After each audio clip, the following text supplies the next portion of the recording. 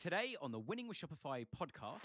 So I kind of made a conscious decision for myself just to do some digging and, things that I was buying, to make sure that as much as possible, I could ensure that people were treated well. The school playground almost became your marketplace. It doesn't bubble, it doesn't fade, it doesn't shrink, it's really good and it's ethically made. We got more money on that one phone call on Friday than we got from the whole expo that we did. And it was 2 days, the entire team were there, it cost £10,000. I plant trees, so I plant a tree for every order. You're mentioning so many good things that you seem to be doing organically. One said you're faster than the local Chinese takeaway.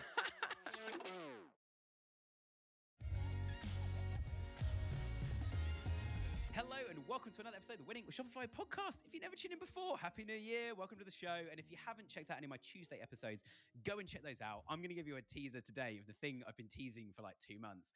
I'm going to talk more about it on Tuesday next week. We might do a whole session on it. It depends what else is going on in the Shopify world this week and heading into next week and over the weekend. We are going to run the biggest, this is our target, is the biggest, this is where you guys come in, the biggest Shopify Summit online that has ever happened. That's our target. It's going to be launched on the 1st of September. We haven't worked out yet if we're going to roll content out week by week. It's going to be all rolled out in one place or one time, but we are going to be running that summit. So if you want to get involved, we have a whole new website coming out in the next week or two. There's going to be a page on there where you can sign up. As soon as you sign up, it's completely free to attend. You'll be the first to hear about what's going on. I'm going to tease information. I might even get some of our speakers, some of the sponsors on the show in advance as well to tell you guys what's going on and what kind of things we're going to be covering. And we're going to have a whole set of different stages, from acquisition stage about marketing and other things to fulfillment, to legal, accounting, all the things you need to know to help run your business and make things as profitable as possible. And what's going to be cool is it's going to be live for a full year. And guess what we're going to do in September the 1st on 2027? I'm still trying to remember what year it is at the moment, 2027. We're going to run another one as well. We're going to update it every single year. So if you want to sponsor, we have so many opportunities to get involved, from small little startup apps to big headline sponsors. We've got some amazing global thought leaders on e-commerce. So you're going to be on the main stage as well. And no, I'm not one of them. I might be interviewing some of them, but I'm going to be interviewing some of the best people in the e-commerce industry. So from some of the top brands, some of the top speakers, and some of the top agencies as well. But anyway, enough about that. We're going to talk more about that on Tuesday. Today, I'm delighted to be joined by a very special guest. His name's Liam, and he's the founder of Ethical Schoolwear. So Liam, welcome to the show. How are you? I'm good, Nick. Thank you very much for having me on. Oh, it's a pleasure to have you. And you're a fellow UK-based business, which is always fun. I think almost half our guests are. But I'm super excited for today. You're a very different type of company to the other kind of companies that we actually have had on the show. You're quite unique in terms of who your customer are and how the business operates. But if anyone's listening going, Ethical Schoolwear, might be able to work out what that is. But tell us a bit more. What is the business? How did you get started? And what do you guys sell on your store? So Ethical Schoolwear is kind of exactly what it says in the tin. It's ethically produced school uniform that's available online through Shopify. We get £1. No, we don't. We don't. Yeah, thank you, Shopify. A few years ago, I was living in Manchester, UK, not New Hampshire, and I was working for Manchester City Council in the comms team. And on my route to work, I walked past a very well-known family-owned business. Let's just call them that. So okay. Don't get sued. And outside their head office were the most phenomenal supercars, Bentleys, Rolls Royces, just parked on the pavement. Sometimes you couldn't even get past them. And around that time, there were some kind of exposés coming out about how workers were treated and the conditions in their factories. And it just kind of clicked something in my brain that, hang on a minute, some people are doing incredibly well out of this business. How come the people at the bottom are being shafted? So I kind of made a conscious decision for myself just to do some digging and, things that I was buying, to make sure that as much as possible, I could ensure that people were treated well. And I kind of realized that we don't know. We have no idea, unless a company has kind of gone through third-party, audits, kind of has inspected and awarded various things. We have no clue. We're completely blind. And I didn't really think much more about it. I just kind of continued with my own thing. and we adopted our son. And then school uniform became kind of very of course in my life. And the school that he went to had one single provider. So I dropped him an email. I was like, oh, hello.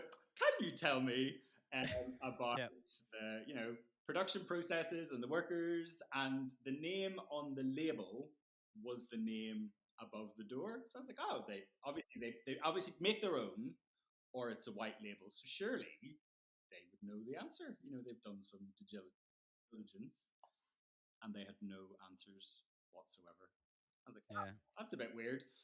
So I feel like I should be surprised, but I'm not. No, having worked in this industry for 20 years. Yeah, it's like that's a bit of a red flag. So I did some digging, and I found a company based in Manchester that has factories all over the world. That's B Corp certified, Ethical Trading Initiative certified, certified carbon neutral, living wage employer, blah blah blah. And they are just lovely. A really old business. They were set up in the 1930s, and they were taken over by the board, so they're now employee owned. So all the profits are shared by employees. And then we adopted our daughter, who has chronic lung disease, and she was born very prematurely. Gosh, I'm sorry to hear that. Yeah, she's fine now. She's, good. You would never know. She's an absolute whirlwind. Yeah. Oh, amazing. So we were living in inner city Manchester, and around that time there was a report on the air quality in Manchester, which apparently was the worst in the UK. We're like, okay. I remember the report. I remember looking at where my hometown and stuff was on the report and thinking, good, I think I'm in the clear here, but a lot of people are not. This is not okay.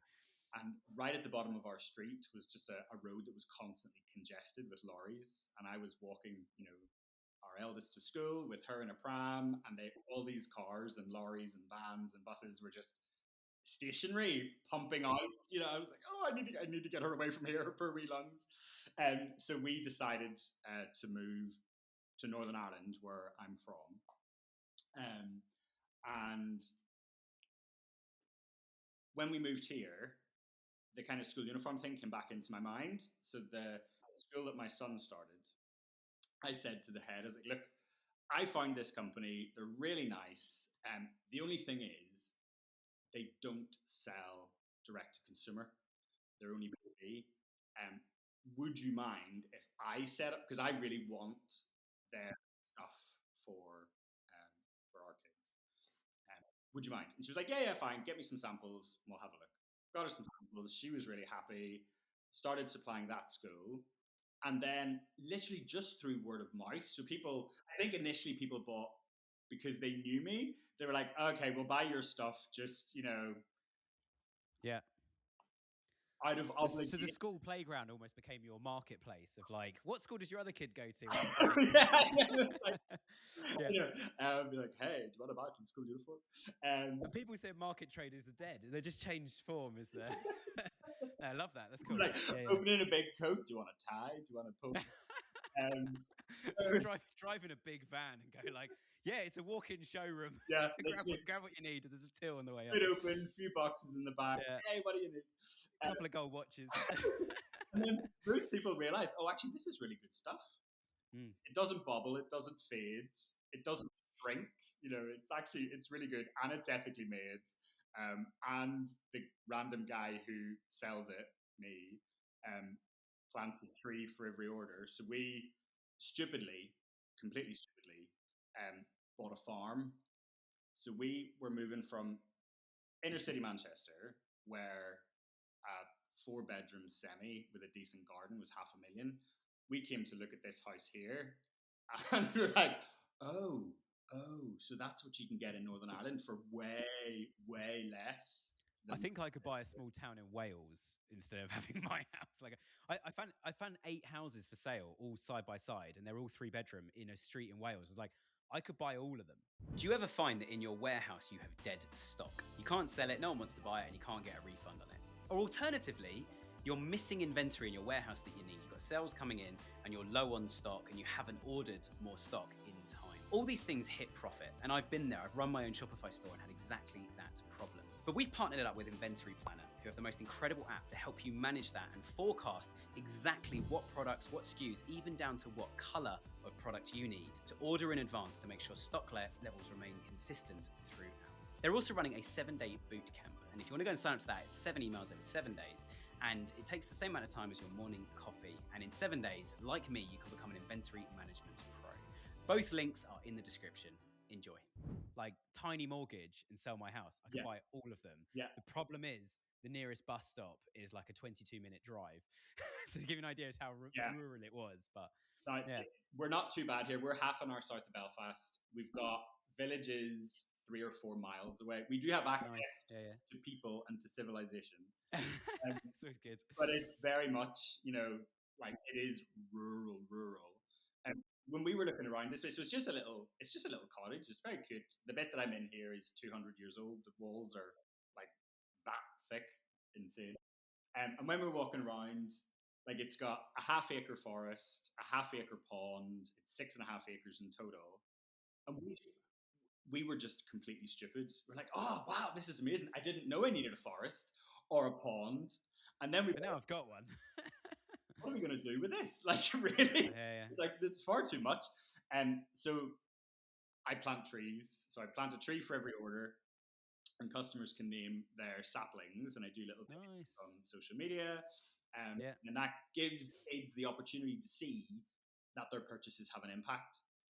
And when everything has an impact, hopefully they take that into their adult life, knowing that, my decisions can create good in the world. The only downside is that with the rate of growth, I might be running out of space. But there are other places to plant trees than just on your farm as well. So it's a good problem to have. I think I'm going to look into. There are organisations that specialise in kind of reforestation, so areas that have been decimated. Any unnamed trees can be planted there, and then I'll keep the named trees here, so I can still do my little videos and stuff. So yeah, that's how it started. Just word of mouth, more schools on board. I now do 15 schools across Northern Ireland, and I've got one in Shrewsbury and one in Nottingham, and then there's a number of schools that buy directly from me for their own school shop. So yeah, that's amazing. And so when we talk about schools, then, so if you supply a school, is that every single student in that school? Like, because every school always has like 2 or 3 preferred suppliers, don't they, of uniform? I mean, I'm at the worst age where I'm like probably the furthest point from school uniform, as in school was like nearly 2 decades ago for me now. And then looking at when my little one's going to start school, she's probably still 3 or 4 years away. But once you sign a school, how much of I guess the word really is, I don't want to use this in relation to ethical because it's a dirty word, because you almost get a monopoly in a way. There must be a level of like, they only buy stuff through you. So you're like, great, they got 600 students. I got 600 customers that all need multiple items. Yeah. No, it doesn't work like that. Okay. And so schools across the UK are told that they should have multiple suppliers. I would prefer. I love competition. I love when I'm up. You got some good USPs. Like, you can fight hard. And the stuff that I sell is such good quality. And in my head, like kind of pricing structure for the embroidered stuff. My kind of my pricing has been based on what I would be willing to pay, how I felt having bought, a really expensive, crew neck sweater, went bobbly after, 2 weeks. What price am I happy to pay? And so that, I think a lot of people maybe come to me for the price, some for the ethics, some for the trees. I don't really know which. But I love it to have a wee bit of competition. So the schools not have? Do they all abide by that and have multiple people, and you're one of 2, 3, 5? Or do you find that actually they have like one preferred supplier and then a kind of, these are the other places you could go? Or how do they end up structuring? Like, how much do you get promoted by the school, I guess, is my question. Thankfully, all the schools that I have are very fair. So they'll have a list of suppliers, and generally, actually, I haven't. That's a good point. I'll check. I think they're in alphabetical order, and then So also you need to change your business name to begin with, like yeah, A and then A1 an asterisk. uniforms. Yeah. Like all those. We did that with our agency on Shopify Partners a while ago, but it doesn't work anymore. But it used to be alphabetical. So we're called Spec Digital, but we changed it to like A1 Spec Digital or A asterisk to say we were like A star Spec Digital. We're like, we provide an A star service.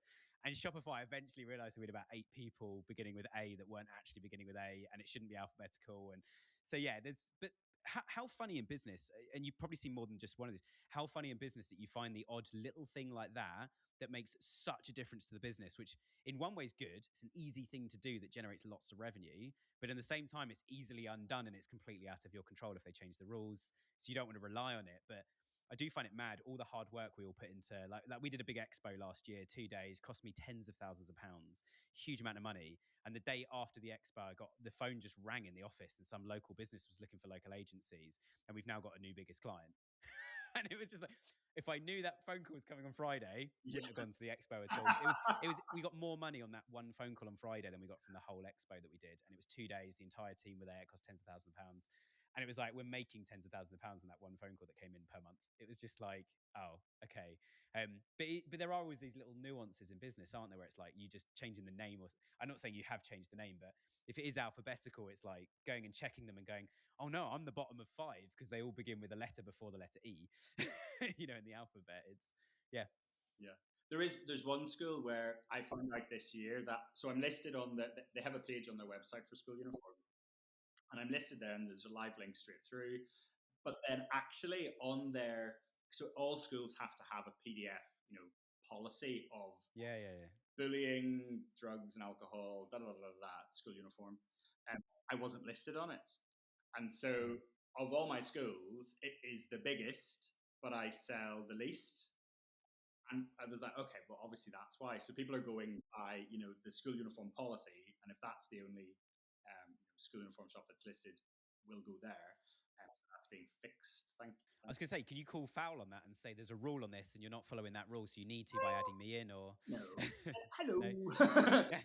politely I saying, might have been missed. yeah. Apologies if sorry to waste your time, but I know you're very busy, but could you stick my name in there, please? Well, sometimes that's the first conversation. The last one is, right, I'm phoning the government. I'm getting, you need to be doing this and you're not. Although you don't want to get kicked out by them. Yeah, well, that's the thing. Yeah, don't cut off the hand that feeds you is sometimes what I'm thinking in meetings. And I won't say who, with, or where, or when. But I've got a question about this word of mouth, because I think more businesses will be hearing that going, oh, it all sounds so blasé, Liam. You just created some cool stuff and people went, oh, that's cool, let me buy it. Whereas I'm in a competitive industry, and but you are as well. You must have done some things over time to instigate more word of mouth, or to have an immediate, as soon as someone says, oh, where is that from, have an immediate, like, well, this is where it's from, almost like the elevator pitch. Very passively, because I think that suits your personality and brand, but still having that kind of concrete, like, okay, here's an opportunity for word of mouth to grow. Is there anything businesses could do? Would you advise any other companies to get more word of mouth things happening? Like, how do you instigate more of that on the basis that's the way you've grown to where you are? Yeah, it's a funny one, because I'm really lucky in that parents talk to each other and they all have an opinion on school uniform. It's a grudge purchase. I'm sure I will soon. Yeah. Oh, absolutely. And it will be the number one topic of conversation. First wash. And I'll be like, it wasn't always this. Yeah. Yeah. Get ready for that.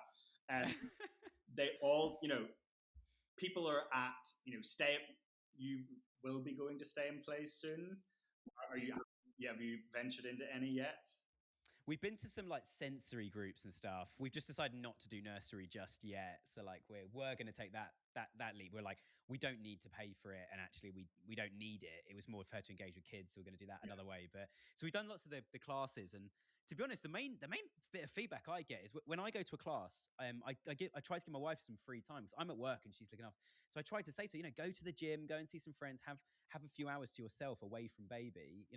you'll need to pump milk and other stuff while you're there. But go and have some time away.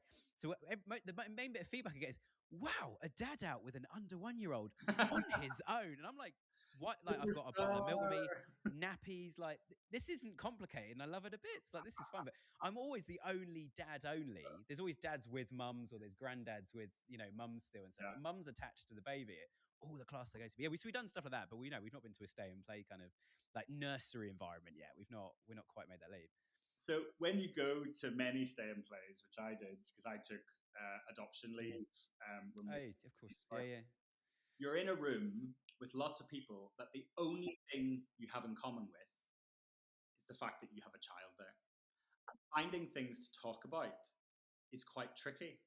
You can talk about the weather, and then you get onto schools. Oh, where are you thinking? That one round there, that one and then school uniform always comes up. So parents talk about school uniform a lot. Not necessarily always good.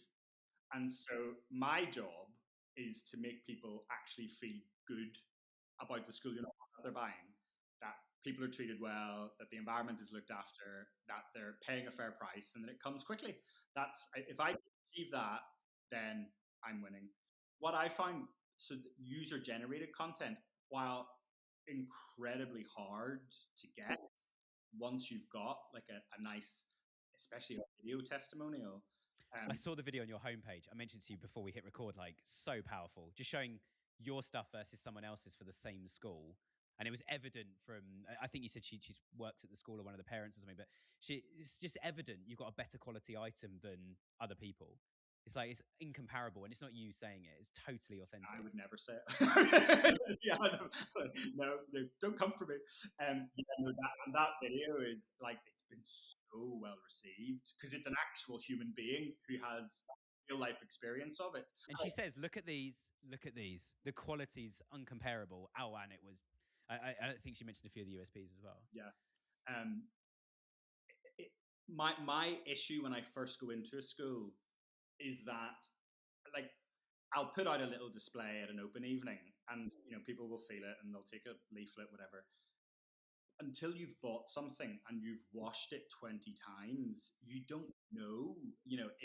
Am I taking a risk with this? And because school uniform, it has to be durable and it has to last. So that kind of early adopter thing, it can be a bit tricky. So generally, I find that when I take on a school, year one, I sell a few. And generally, I get the sense that those people, for them, it's the ethics. And they're like, yeah, absolutely, it's a no-brainer. Then year two, they go into their class groups and they say, actually, this washed really well, hasn't lost its color, hasn't shrunk, hasn't bubbled. And then year two is when I, see real sales then. So yeah, it's how can you. Yeah, I hear you. I mean, the only thing you just purely an idea, and this is not my world of standing at parents' open evenings, again, it hasn't started yet. It's coming. But I wonder if you almost just get one of your garments and wash it like 100 times.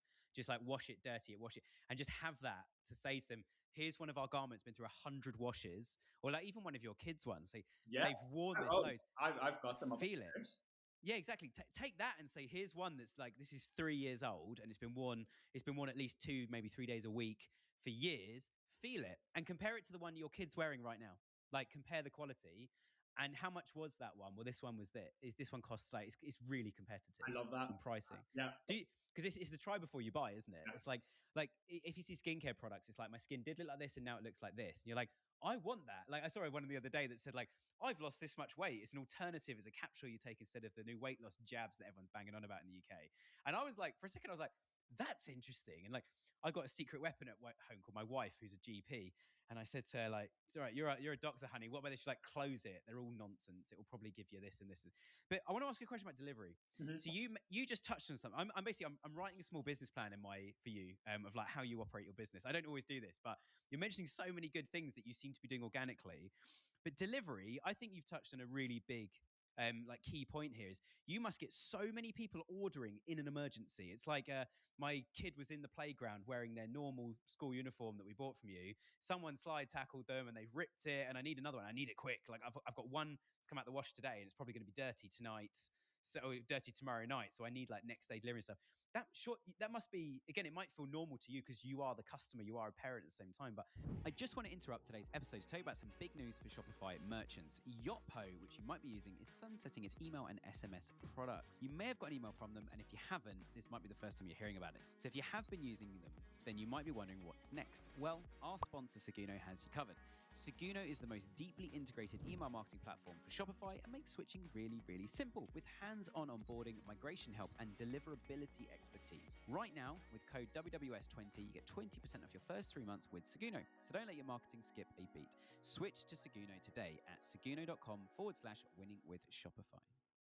That must be one of so many touch points you've been able to cover because you have this physical, digital, but also endorsed like marketing plan. You've got the website, you go to schools and show things at parents' evening and open days and things, plus the schools endorsing you. You've got so many touch points to customer that so many of my listeners don't have. These kind of like almost like a dark kitchen, but of e-commerce, where it's like we just have a warehouse full of stuff. People order on the website, we send it out, and we only know what the customer tells us or phones us or emails us or reviews us on a review platform. You must have this advantage where delivery must be one of so many things that you meet parents and you are a parent, you talk to parents at the playground and going, yeah, we could solve that. We could solve that for free and it could just become part of our DNA, or we could offer that as a premium next day delivery service. Or there must be so many of these things you've come across with that direct interaction. So my favorite thing to do is have doorstep chats. If an order comes from within 15 miles of my house, I will deliver it. I will. Oh, I love that. I've heard other founders say the same thing. It's so. What's the best thing you've learned? To ask you a question, what's the best thing you've learned on door to door? The polos. So I don't consider polos. I'm like, yeah, it's a polo. You know, it works. It's fine. It washes okay. They love the polos. As in a polo shirt. The polo, yeah, the short sleeve polo shirts. They love them. Yeah. I'm like, oh, that's cool. Like, you know, okay.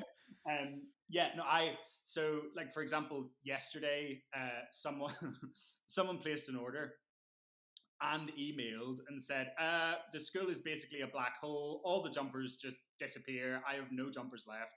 Can you get the jumper? And I was like, yeah, I'll be with you this afternoon. You don't put air tags on them, do you? I feel like your jumper's currently in the gym. That would be smart. Currently in the boot of my car and we'll be there in 5 minutes. Yeah. So we've got some clients, for example, we've got one that does same day delivery before midday in London and they sell jewelry. So we have something on the website that detects, it doesn't actually talk about it.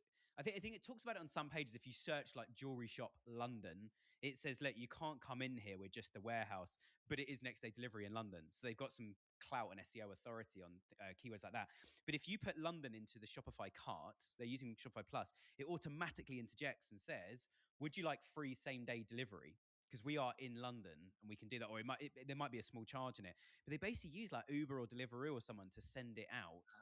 And actually, if the orders, because it's jewelry, some of the stuff starts at like £10 for a sterling silver item. It's all very cost effective and very much driven on kind of price and availability and a sort of, have 6 different pairs and choose which ones you want to wear each day rather than buying one nice one that costs you hundreds of thousands of pounds. But the more expensive items, they're just like, this is a diamond product. So actually, let's just put it in an Uber and send it out right now. Like literally just send it straight to their door. Imagine the review we'll get from these guys and say to the Uber driver, like when you take it to the front, literally order an Uber on their phone, send it.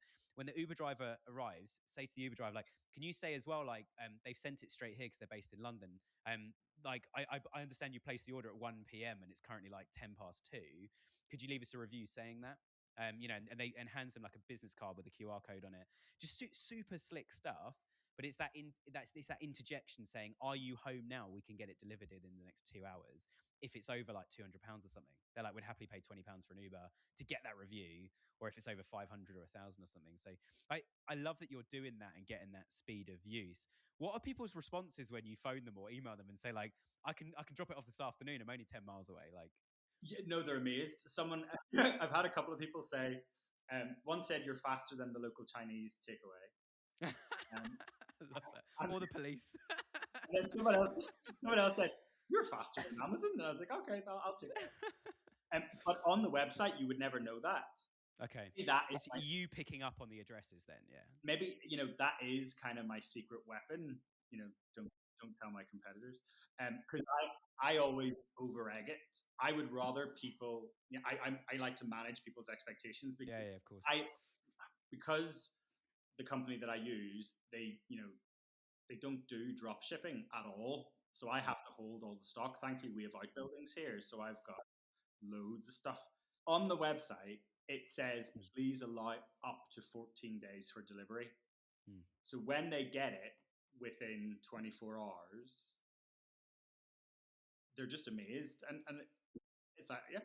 Now that people kind of realize that, yes, it could take up to 14 days if I have to order stock in, but generally, if it's available on the website, you're going to get it really quickly.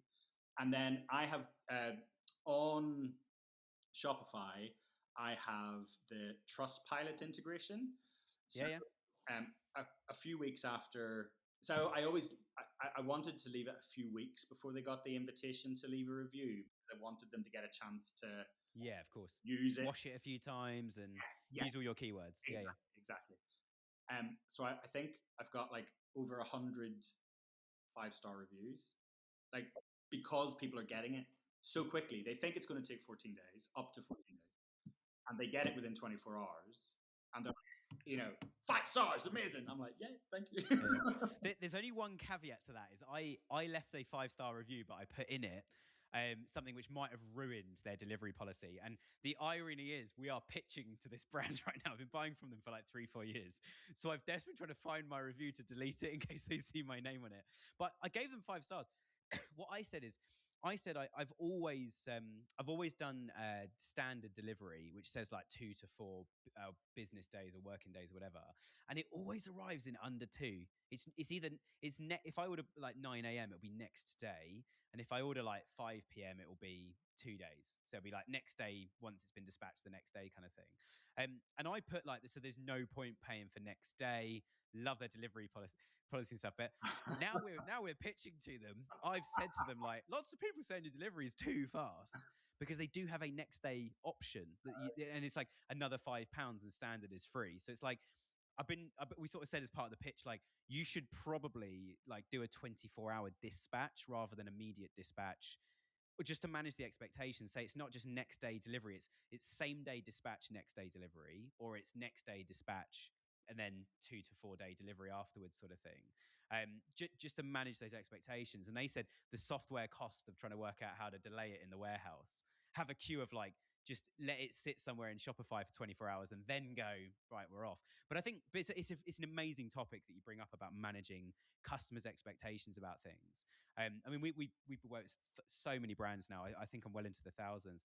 I've seen so many nutters in the like comment sections on Trustpilot, leaving reviews and saying all sorts of things, saying like, this product, I tried to use this rope to tow a car and it failed. It's like, yeah, it's a belt to go on your jeans. Like, it's a genuine example. And it's things like that where it's like, yeah, this was never supposed to pull like a 3-ton Tesla. Like, this is ridiculous. But I want to come into land on something that's obviously, right in my heart, which is SEO. And it's all over our notes that you've done a huge amount of SEO work.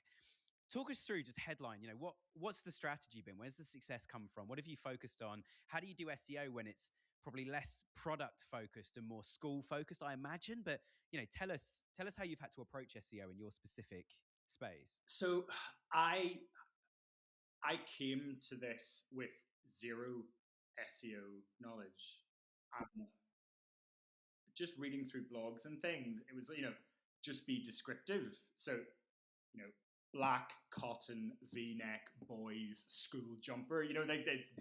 I'd be amazed how many people miss that. I know it sounds obvious to you, but so many people miss it, and they start putting fancy names and stuff, and it's like, it's charcoal, and it's like, no, call it black. Yes. Your customers don't go, I want a charcoal school jumper. So I find that, so the my supplier, they have lots of fancy names for the colors in their ties. Racing green. It's like, it's green.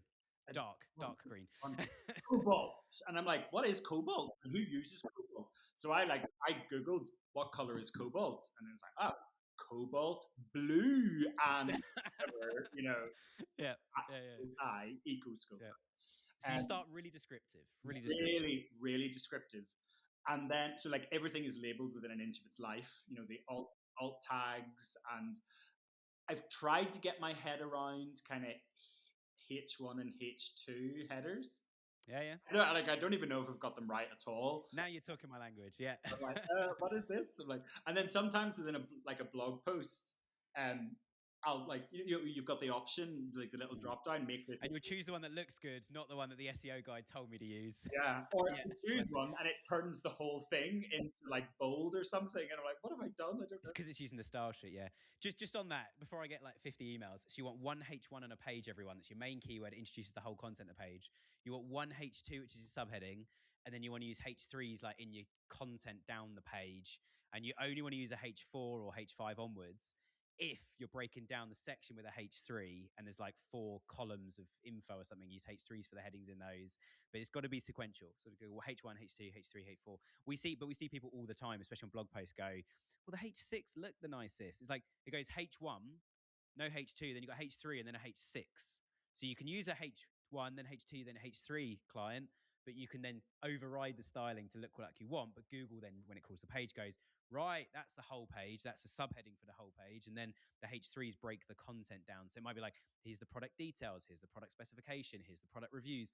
Use H3s for all of those. And so it's like, it makes sense logically, but then it's like, which one of those do you want to learn the most about? Because there's a million of them in SEO. So, and because I have zero technical knowledge, I'm like, oh, that looks okay. That'll do. That's fine. which I was literally assessing one of our team when people have been here for 3 months. I'd take them out for 3 hours, just done this morning, 3-hour assessment. I grill them about SEO or PPC or other service. What have you learned? And one of the things I talk so much about is the customer.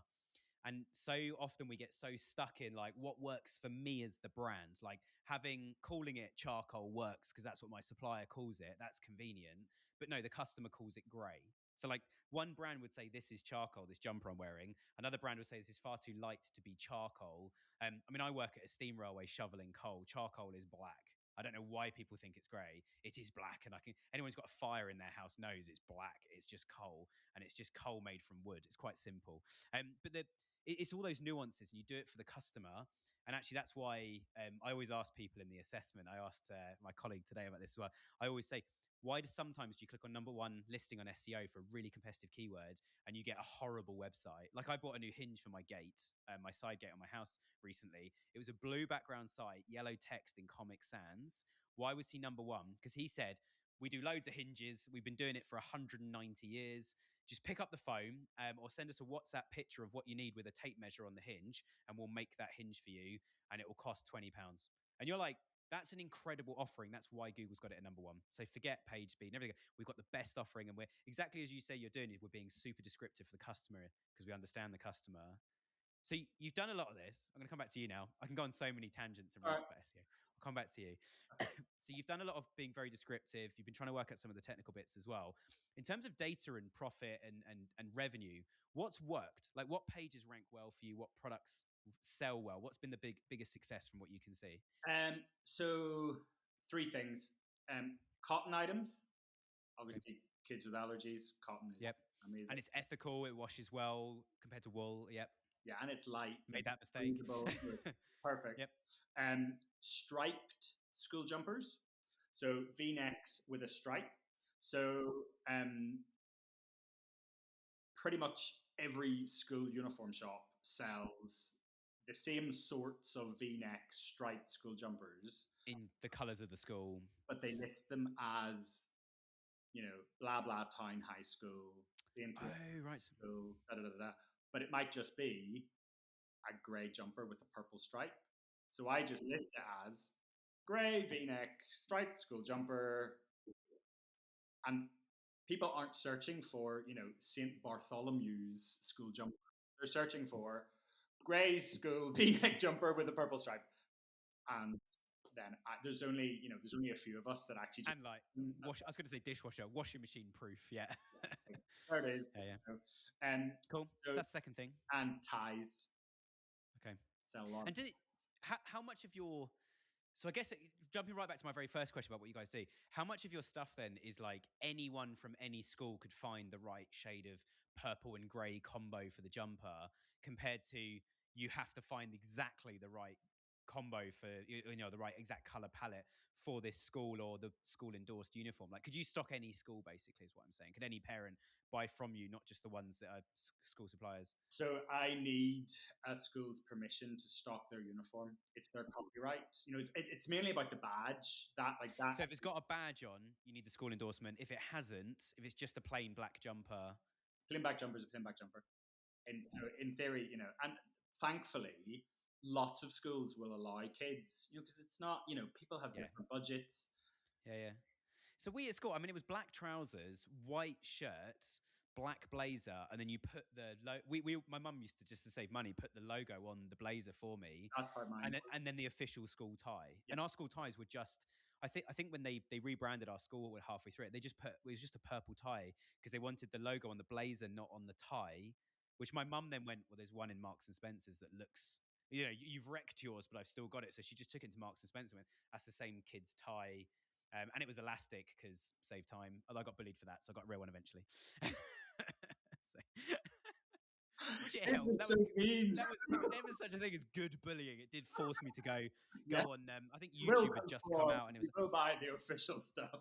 Yeah, my uncle who worked in the city, it was like Windsor knot. It was like I did a half Windsor knot, which is the only one I still know for weddings. But so my dad, so in first year, my dad did a Windsor knot on my tie, and I liked it so much because it was a perfect. Yeah.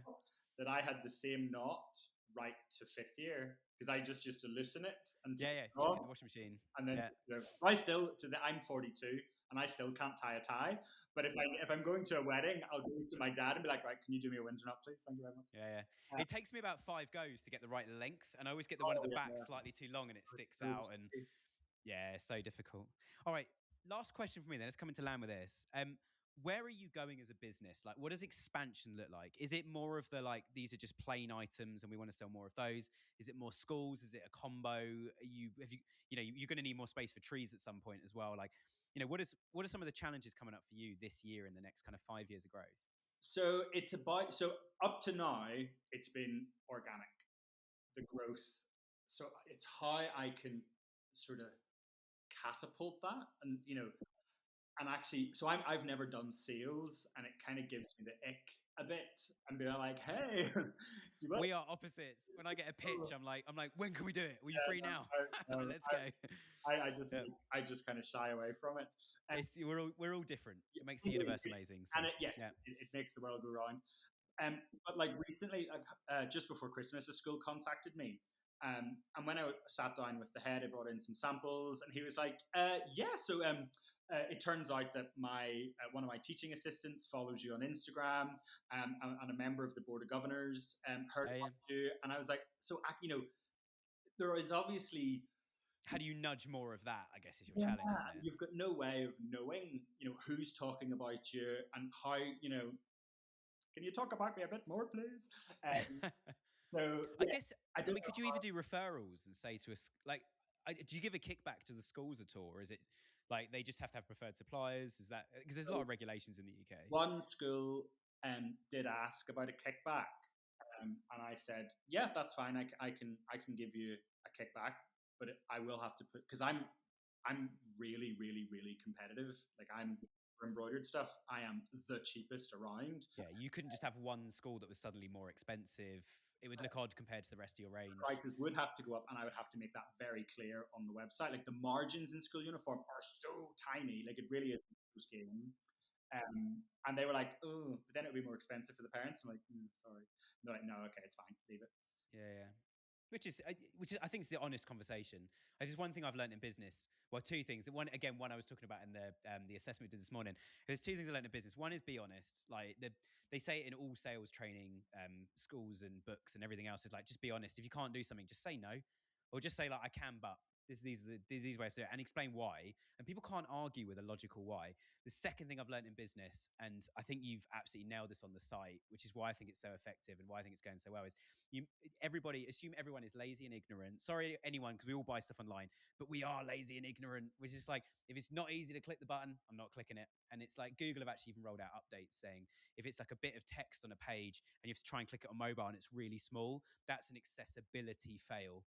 because it's not accessible to someone who's got thumbs as big as mine trying to click it on an iPhone in the rain whilst paying for a bus fare and listening to music at the same time. Like, that's the world we live in, and Google's responding. So I think make everything easy, make it simple. So if somebody wants to buy a uniform from a certain school, or exactly as you've done with your products, saying like, this is a black cotton, and just list all the things, V-neck, list all the things about it, you're making it simple that just the product title alone, the parent goes, that's the one.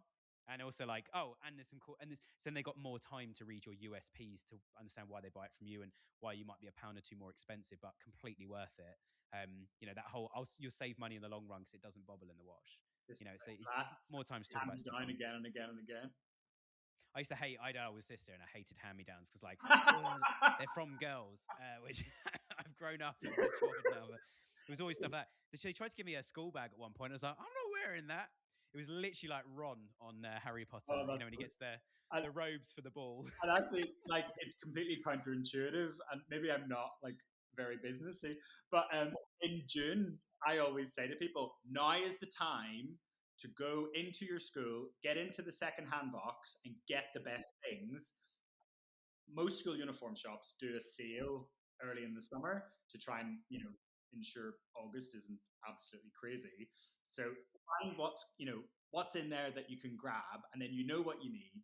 Get it in the sale, and then you're done. You can enjoy your summer holidays and not worry about it. But that's why people subscribe to that, is that's really good use of the device, and it's very selfless, and probably then leads to like, they get one of those secondhand items, and when it does rip apart or it starts bobbling, they're on your email list and they're hearing from you. So I think playing that long-term game, and I mean everything you described about when you get a school and it takes time to get X, Y, Z and build that trust and everything, you're playing the long game, and it might take longer to get to where you want to be.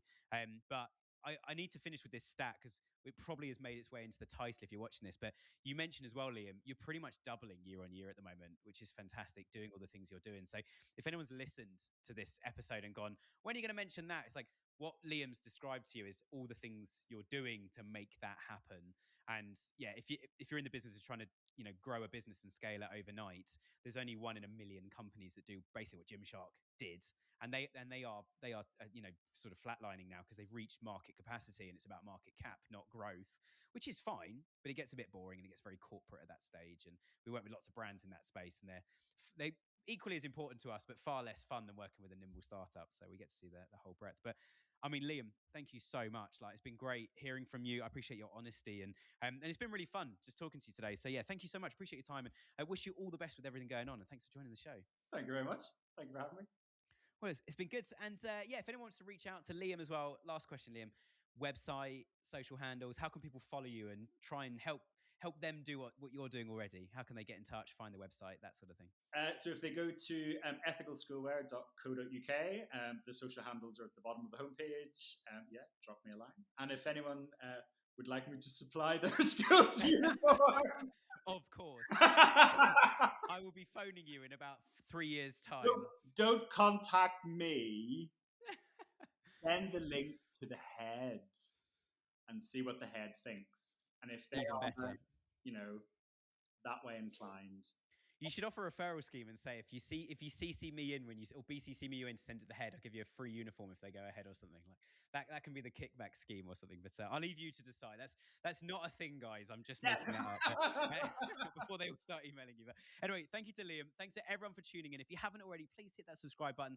Leave us a review, and listen to Tuesday Tea Break Talks. Over the next few weeks, I'll be explaining a bit more about that summit we're going to be doing online from September onwards. And if you want to sign up to that as well, I'll let you know as soon as the new site's live. It's sitting on my to-do list to check it, change some content stuff on it, and it'll be going live. And that is wwspodcast.com. Go and subscribe to the newsletter now, and you can get 2 emails a week from us. One about these episodes and one about Tuesday. And we put other bits and pieces from suppliers and sponsor things on Tuesdays as well. So there's a few free offers and other bits and pieces in there. So thanks so much for tuning in. Hope you tune in on Tuesday, and hope you guys have an amazing weekend. Take care.